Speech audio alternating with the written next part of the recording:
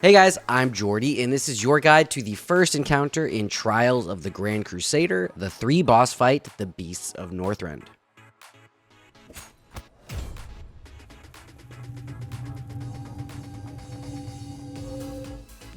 Now this fight is unique in togc in that it's one fight, but you fight 3 separate sets of enemies, each with abilities that you'll need to learn and make it through before you can get to the next.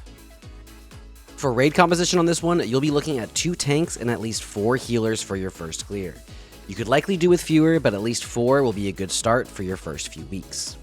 Otherwise, a good mix of melee and range DPS.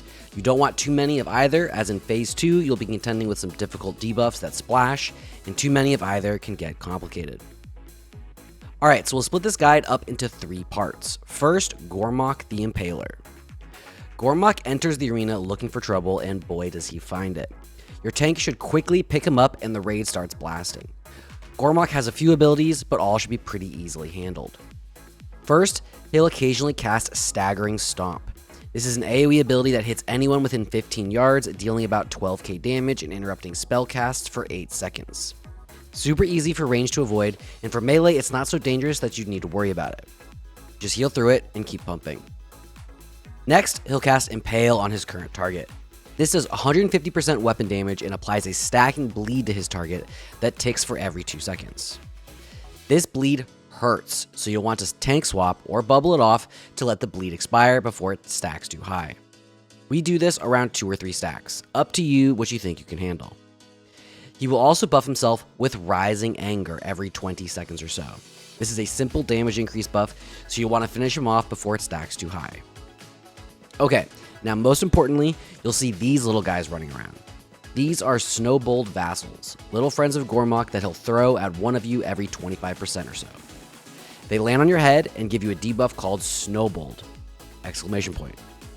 Now this little guy will proceed to ride you around until killed.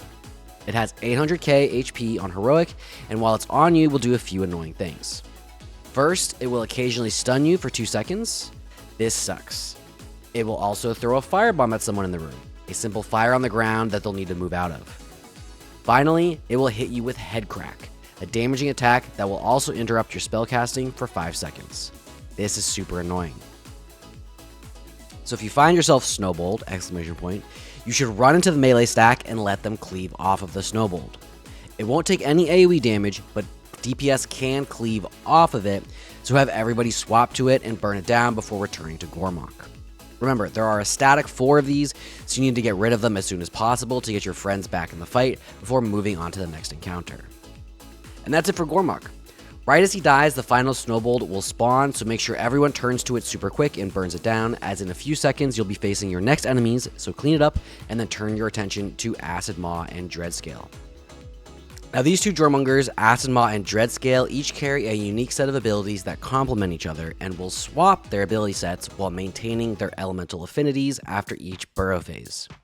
All this means is they'll swap certain behaviors depending on how many times they've burrowed. Okay, so there's a lot of little things about this fight that I could get into, but ultimately, you really only need to know a specific set of strategies here, and bogging you down with information you don't need will just confuse you, so I'm just going to go over the absolute basics before getting into the strategy. First, when they spawn, Acidmaw is immobile while Dreadscale can be tanked and moved. We put a tank on Dreadscale while we have a range DPS tank Acidmaw. A Demo Warlock is great for this. They're tanky and maintain threat great. Now the most important mechanic of this is Burning Bile and Paralytic Toxin. Acidmaw will pick a random raid member and cast Paralytic Spray on them, dealing between 8 and 10,000 damage and applying a debuff called Paralytic Toxin on them that deals about 6,000 every 1.5 seconds and applies an increasingly slowing debuff that eventually stuns you unless it's removed. Now the only way to remove this debuff is the other debuff on this fight that gets applied by Dreadscale, Burning Bile. Dreadscale will bite his target in this first phase and apply Burning Bile that acts like a fire bloom on Kil'jaeden. It will deal damage to the target and also splash to anyone around the debuff player, dealing damage to them as well. However, if you've got Paralytic Toxin and get damaged by Burning Bile, your toxin is removed. So get poisoned, then get hit by Burning Bile, boom, clean and happy. There's a few other small things going on that I should mention. While mobile, each Jormunger will cast Slime Pool underneath it. This is identical to Grobulus and Naxxramus, just move the boss away from it and make sure not to stand in the pool. Second, while mobile, the worms can cast a cone of elemental damage in front of them, so make sure you tank them away from the raid. If it's stationary, you don't have to worry, so feel free to stand in the raid and blast. Finally, while stationary, the Moz will cast Sweep, a damaging spell that knocks back anyone in melee range around them. This is not too threatening. Finally, when one Jormunger dies, the other will enrage, dealing 50% more damage, so be very careful once one goes down and watch your tank. Okay, so that was a lot, but there's a few ways to tackle this. I'm going to recommend you do this a certain way, but it is not the only way. Just know it works great for us and it will work great for you. Now we're going to recommend you kill Dreadscale first, contrary to what a lot of guides will tell you to do. Why, you might ask? Well, in Phase 2, if Dreadscale is alive, you'll find that you'll often lose people to the AoE splash Burning Bile that he'll do. But if you kill him first, you won't have that problem because he'll only cast Burning Bile on the tank and then likely be dead before he gets the chance to do it after the burrow. What this does mean, however, is that you won't have any way to remove Paralytic Toxin once Dreadscale dies. You can, however, bubble or DI the debuff off. So, this strategy is partly contingent on having a Paladin tank or a Holy Paladin with a Soul Stone to DI your current tank, who should be ready with a macro to click it off right away. Okay, let's get into the step-by-step here. On pull, your tank should turn Dreadscale away from the raid while the Acidmaw tank begins to build threat right away. You can inch Dreadscale toward Acidmaw for some good cleave here if you want, paying close attention to the slime pool on the ground and moving Dreadscale as he drops to leave plenty of room for your melee to keep pumping. Now Acidmaw will cast Paralytic Spray on the raid, applying the toxin on a group of players. Make sure you're spread out as much as possible to minimize the amount of people that get hit by this. Once it does go out, have your tank keep an eye on the Molten Spew cone attack Dreadscale can do, and then either run out to the raid to splash them with your Burning Bile, or call to have them run to the tank and eat some of the damage very quickly from it, removing their toxin before respreading and continuing to DPS. If it lands in the melee, this is super easy. The melee will barely have to move to get splashed. So, burn Dreadscale super hard.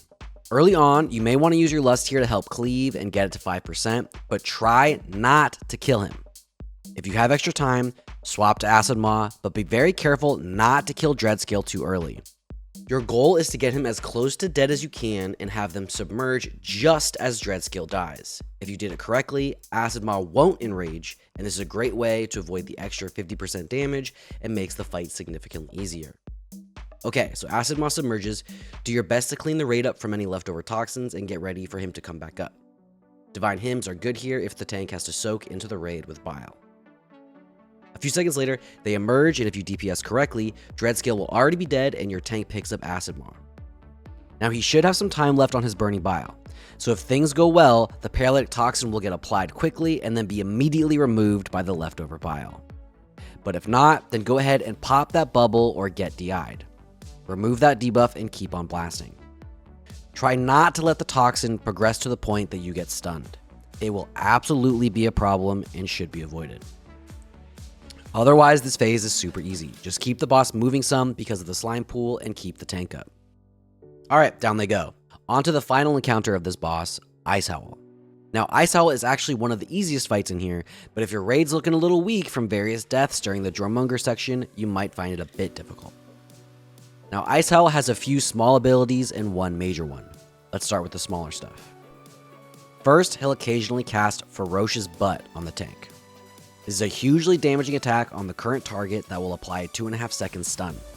Just something you gotta heal through, so watch the tank. Additionally, every so often, he'll pick a random person in the raid and cast a cone in their direction called Arctic Breath. This stuns everyone it hits and applies a dot for 5 seconds that ticks for 4k every second for 5 seconds. Just try to spread out so the whole raid isn't hit at once. Notably, this is a channel, so your tank won't take damage during this. He'll also occasionally whirl. This does between 9 and 11k to everyone hit and knocks them back. You can actually avoid this entirely as a melee by standing at max melee range, so abuse that hitbox and don't get hit by it. Okay, that's all Icehowl does except for his signature move, Massive Crash. He's coming right for me! That damage he does when he does the middle thing from slaps. About 30 seconds into the fight, he'll jump to the middle of the room and ground pound, knocking everyone in the room to the walls and stunning them for 6 seconds. He'll then turn to face somebody, wind up a charge, and barrel toward them at top speed. It's your job to run out of the charge as he comes towards you. Do not get hit by this. If you do, he will enrage and do 50% more damage and attack 50% faster, which, because of how hard he already hits, very well might kill your tank. Notably, this can be trank shotted, but just don't get hit by it. If everyone in the raid avoids him, he'll crash harmlessly against the wall of the arena, stunning himself for 15 seconds and taking double damage. This is the perfect opportunity to blast him hard. With some good DPS, you'll only see one of these, but 2 is possible, so just be aware. With some clean execution, Icehowl will go down, and you'll be safely done with the first fight of TOGC. Alright, let's talk about some tank tips. For Gormok, make sure you pop some cooldowns as the Impale begins to stack. It really hurts, and you want to help your healers out through it. Once it stacks to 3, make sure you get that tank swap off, or if you're one-tanking bubbles, so that you can clear them and not risk getting globaled. Notably, if you do bubble, you might not have enough time to bubble for the Drummongers, so keep an eye on it. For the Drummongers, watch positioning as Acidmaw pops back up. You don't want him breathing the raid, so face him away. And if they do enrage accidentally, just use some cooldowns. It's not so bad that you can't get a clean kill. And for Icehowl, this guy hits really hard, so adjust your tank set for the fight at large so that you can ensure you can survive this one in particular. That stun can really clap because you don't have any avoidance during it, so keep an eye on your cooldowns and be ready to pop them. For healers, one thing you can do for Gormok is bop anyone that gets the snowballed on them. This will allow them to keep casting and should be enough time for your DPS to extricate the snowbolt from your head. Definitely use your cooldowns on the Drummongers over anything else. They're by far the most raid damage that will go out and the spikiest, so don't be afraid to AMS fire, DSAC him, whatever, when the paralytic spray hits the raid. It hurts and will hurt more when the tank dumps the burning bile on them to cleanse it, so using cooldowns here is absolutely the play. And for DPS, make sure you slow down on Dreadscale before they submerge. You really don't want to go so hard that he dies too early. Just get him very low and kill him a second before the submerge. And when the paralytic toxin hits you, this is a great time to use any self-saves you have. AMS, IBF, Hellstones, Ice Block, Cloak, whatever. Don't let that damage kill you. And for Icehowl, save your cooldowns for when he's taking double damage. This is a good opportunity to really chunk into him, so plan ahead and don't get greedy early. And that's it for Beasts of Northrend. This fight is actually one of the harder fights in here, so once you've got it down, rest assured you've got what it takes to full clear this place, no problem. Next up is the little gnome warlock Wilfred Fizzlebang. Definitely not some big spooky Eridar lord you've never heard of. If you enjoyed this guide, do me a favor and like and subscribe to the channel. I've got a bunch more stuff coming for TOGC, from weak aura guides, raid assignment sheets, loot prio guides, and more coming for this phase, so make sure you subscribed. We'll keep you in the know. And a huge shout out to everyone who supported me on Patreon. Thank you so much, guys. It means a lot. All right, that's it for me. See you in the next one.